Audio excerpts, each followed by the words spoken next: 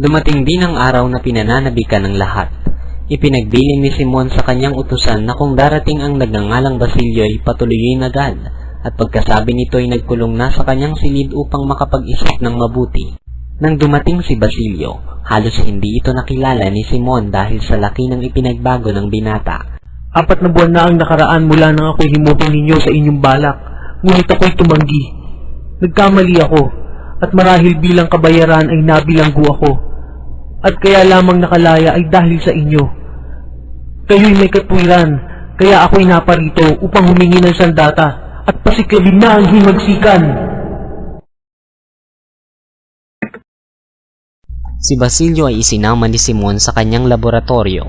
Dooy ipinamalas niya ang isang lamparang di karaniwan ang pagkakagawa. Ang katawan nito ay waring isang granada na kasinlaki ng ulo ng tao, at ang balat ay gintong ng itim at kamukhang kamukha ng mga nakakakilabot na bungang kahoy.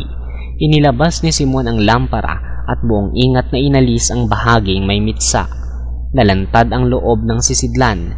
Yari sa asero ang bao na may 2 sentimetro at maaaring maglaman ng higit sa 2 litro.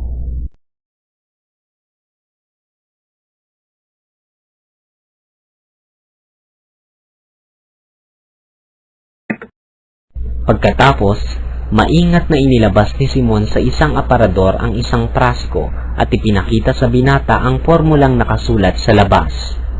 Nitroglicerina! Dinamika! Tama, ngunit ito'y higit pa roon.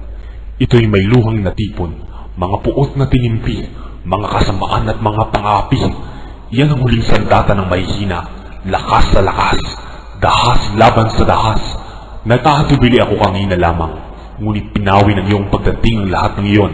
Sa pamamagitan nito, ang mga maniniil na lalong mapanganib, ang mga mararahas, yaong mga ganib na nagtatago sa likod ng Diyos at pamahalaan ay madudurog lahat. Ngayong gabi, madudurog ang monumentong walang hugis at pinadali ko ang pagkabulok. Ngayong gabi magkakaroon ng isang malaking piging at ang lamparang ito'y ilalagay sa gitna. Abot ng liwanag ng lamparang ito ang lahat ng dako, ngunit pagkaraan ng 20 minuto, lalamlam ang liwanag at kapag itinaas ang mitsa ay puputok ang isang kapsula sa loob. Sasabog ang granada at kasabay nito ang pagsabog ng silid kainan, sapagkat ang bubog at ilalim ng sahig ay nilagyan ko ng sako-sakong pulbura upang walang makaligtas na sinuman.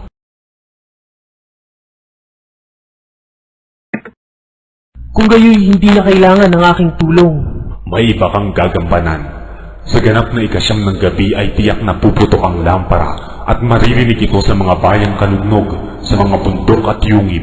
Hindi nagtagumpay ang kilusan ng mga artilyerong inudyukan ko. Pagkarinig sa putok, ang mahihirap, ang mga inapi, at ang mga pinag-uusig ay magsasama-sama sa kinaroroonan ni Kabesang Tales sa Santa Mesa at bukto ay lulusubin nilang lungsod. Magsisilabas naman sa kanilang himpilan ng mga militar na pinagsabihan kong magpalabas ng isang huwad na himagsikan ang general upang huwag maalis sa tungkulin.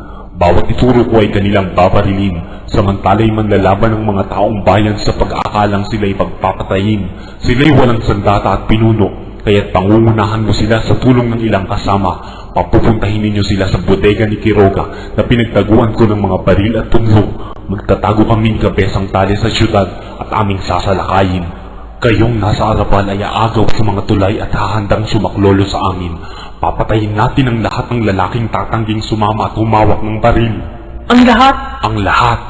Maging sila'y Indio, Mestizo, Chino, Kastila. Lahat ng walang lakas ng loob at tapang. Ang lahing ito'y kailangang lipulin. Ang mga amang duwag ay maglalahi ng mga alipin. Ano po ang bibikain ng daigdig sa kakilakilabot na pagpatay? Ang daigdig ay papalakpak at pupurihin ng malakas, ang lalong marahas. Gawin mong malinis ang kabuktutan at pupurihin ka ng higit kaysa kabutihang ginagawa ng mapagpakumbaba at kimi. Kumuha si Simon ng armas at iniabot kay Basilio. Hintayin ninyo ako sa tapat ng simbahan ng San Sebastian sa ganap na 10 upang tumanggap ng aking huling tagubilin. Lumayo kayo pagsapit ng 9 sa malayo sa daang Anluwage.